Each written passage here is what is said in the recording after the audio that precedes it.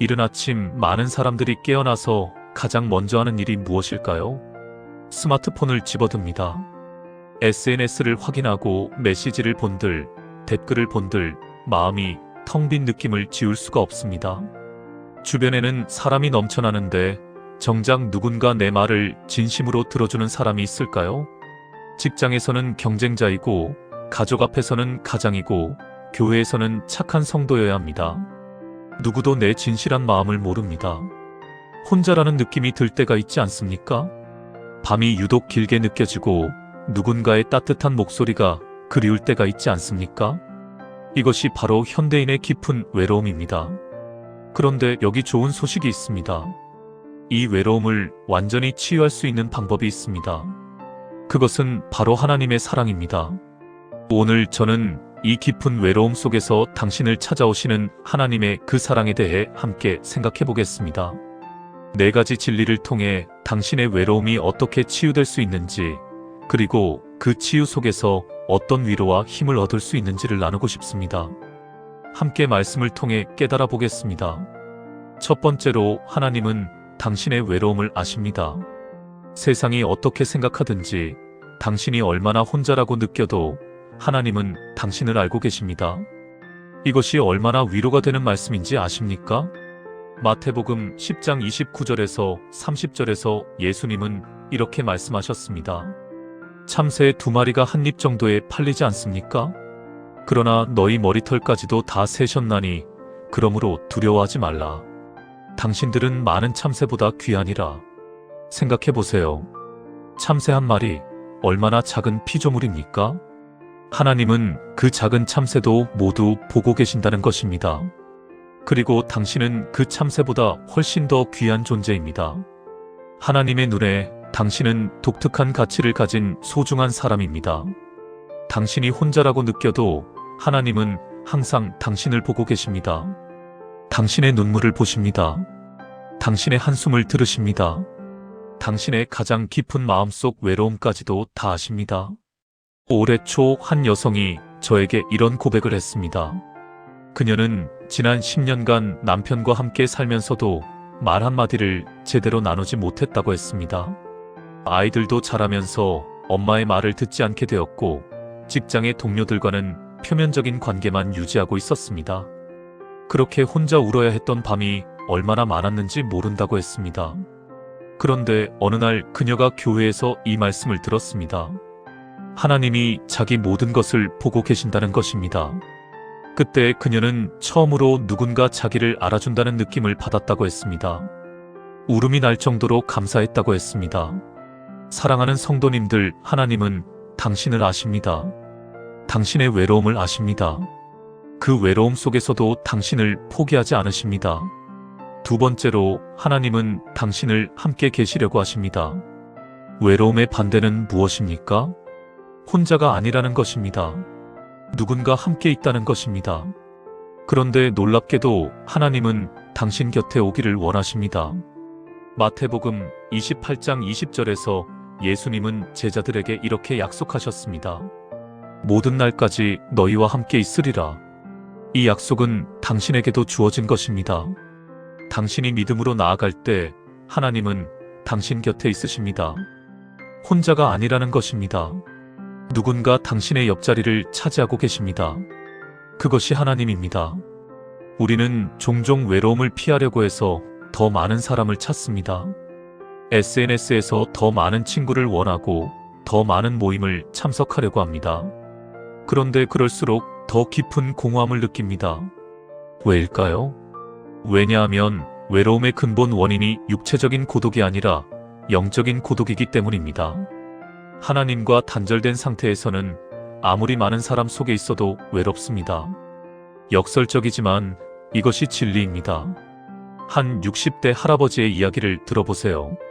그분은 자식들이 많고 손주들도 많았습니다. 그런데 매일 밤 집에 혼자 앉아 있으면서 깊은 외로움을 느껴야 했습니다. 자식들은 바쁘고 손주들은 자기만 찾지 않습니다. 그분은 술에 손을 대기 시작했습니다. 외로움을 달래기 위해서입니다. 그런데 어느 날 이웃 목사님이 교회에 초대했고 그분은 무심코 따라갔습니다. 예배 중에 목사님이 말씀했습니다. 하나님이 당신과 함께 계신다는 것입니다. 당신은 절대 혼자가 아니라는 것입니다. 그때 그분의 눈에 눈물이 흘렀습니다. 정말 그런가 싶어서 기도를 시작했습니다. 아침마다 5분씩 하나님께 기도했습니다. 그 5분 동안만 해도 그분은 혼자가 아니라는 느낌을 받았습니다. 이제 그분은 술을 손에 들지 않습니다. 왜냐하면 하나님이 자기 곁에 계신다는 것을 알게 되었기 때문입니다. 사랑하는 성도님들, 당신도 그럴 수 있습니다. 혼자라고 느낀다면 지금 기도하세요. 주님, 제 곁에 있어 주십시오. 이 한 문장만으로도 당신은 혼자가 아닙니다. 세 번째로, 하나님의 사랑은 조건 없는 사랑입니다. 우리가 느끼는 많은 외로움의 원인 중 하나는 조건부적인 사랑에 대한 갈증입니다. 세상의 모든 사랑은 조건이 있습니다. 부모님의 사랑도 학교 성적이 좋으면 더 드러나고, 친구의 사랑도 내가 도움이 될 때 나타나고, 배우자의 사랑도 내가 잘해주어야 유지됩니다. 그런데 하나님의 사랑은 다릅니다. 로마서 5장 8절에서 바울은 이렇게 말합니다. 우리가 아직 죄인 되었을 때에 그리스도가 우리를 위하여 죽으셨으니 하나님께서 우리에게 대한 자기의 사랑을 확증하셨느니라. 생각해보세요. 하나님이 우리를 사랑하신 것은 우리가 착했기 때문이 아닙니다. 우리가 착하지 못할 때, 죄인일 때, 심지어 하나님을 거역할 때도 그리스도를 우리를 위해 십자가에 못 박으셨습니다. 이것이 조건 없는 사랑입니다. 당신이 뭘 하든지, 당신이 뭘 못하든지 하나님은 당신을 사랑하십니다. 당신이 성공하면 더 사랑하고 실패하면 덜 사랑하는 것이 아닙니다. 항상 동일한 사랑으로 당신을 사랑하십니다. 한 아주머니가 60년을 살면서 처음 깨달았다고 했습니다. 평생 남편의 눈치를 보면서 살았다고 했습니다. 남편이 좋아할 만한 옷을 입고, 남편이 좋아할 만한 음식을 만들고, 남편이 좋아할 만한 여자가 되려고 노력했다고 했습니다. 그런데 자신의 진정한 마음은 어디에 있었을까요? 아무도 그것을 묻지 않았습니다. 그렇게 60년이 지났습니다. 그런데 교회에서 처음으로 하나님이 자신을 있는 그대로 사랑하신다는 것을 알게 되었다고 했습니다. 화장이 안 된 얼굴도, 몸이 늙어처진 모습도, 성격이 못 나간 부분도 모두 포함해서 사랑하신다는 것입니다. 그때 그녀는 처음으로 마음이 편해졌다고 했습니다. 진정한 쉼을 얻었다고 했습니다. 사랑하는 성도님들, 당신도 그래야 합니다. 더 이상 누군가의 눈치를 보면서 살지 마세요. 하나님이 당신을 있는 그대로 사랑하십니다. 그 사랑 속에서 당신은 비로소 진정한 자신이 될 수 있습니다. 네 번째로, 하나님의 사랑은 당신을 변화시키고 치유합니다. 외로움은 단순한 감정이 아닙니다. 외로움은 영혼의 질병입니다. 만성질환처럼 반복되면 우울증이 되고 자살 충동까지 이어집니다. 그런데 하나님의 사랑은 이 질병을 치유합니다. 요한일서 4장 18절에서 요한은 이렇게 말합니다. 사랑 안에 두려움이 없고 온전한 사랑이 두려움을 내쫓나니 두려움은 징벌을 염려함이라. 외로움의 근저에는 두려움이 있습니다. 버려질까봐 두렵고 혼자가 될까봐 두렵습니다. 그런데 하나님의 사랑 안에 있으면 그 두려움이 사라진다는 것입니다. 왜냐하면 하나님은 절대로 당신을 버리지 않으실 것이기 때문입니다. 당신을 완전히 받아주셨기 때문입니다. 이 확신 속에서 당신은 변화되기 시작합니다. 더 이상 세상의 눈치를 보지 않게 됩니다. 더 이상 자신을 미워하지 않게 됩니다. 더 이상 남을 경쟁 상대로 보지 않게 됩니다. 진정한 평안이 찾아옵니다. 한 50대 여성의 간증을 들어보세요. 그녀는 30년을 자신의 외모 때문에 고민했다고 했습니다. 남편도 자신을 예쁘다고 한 적이 없었고, 자신도 거울을 볼 때마다 자신을 미워했다고 했습니다. 그런데 교회에서 믿음을 가지고 기도하다가 하나님이 자신을 이렇게 사랑하신다는 것을 느꼈다고 했습니다. 그 순간 30년의 자기 혐오가 녹아내렸다고 했습니다. 지금 그녀는 거울을 보면서 감사한다고 했습니다. 자신의 모습이 하나님이 만드신 형상이라고 생각하니 감사가 넘친다고 했습니다. 이제 남편도 그녀의 변화를 보면서 자신도 변했다고 했습니다. 하나님의 사랑이 한 가정을 회복시킨 것입니다.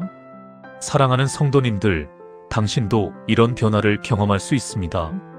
하나님의 사랑 안에서 당신은 온전히 치유됩니다. 정리해 보겠습니다. 첫 번째로 하나님은 당신의 외로움을 아신다는 것을 기억하세요.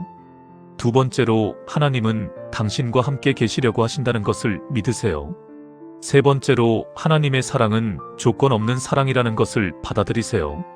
네 번째로 하나님의 사랑은 당신을 온전히 치유한다는 것을 경험하세요. 이 네 가지 진리가 당신의 깊은 외로움 속에서 진정한 위로와 힘을 주기를 소망합니다. 지금 이 시간 당신이 느껴온 모든 외로움을 하나님께 가져가시기 바랍니다. 기도하세요. 주님, 제 모든 외로움을 아셔주셔서 감사합니다. 제 곁에 있어 주셔서 감사합니다. 저를 조건 없이 사랑해 주셔서 감사합니다. 저를 치유해 주셔서 감사합니다. 이 기도가 당신의 기도가 되기를 바랍니다.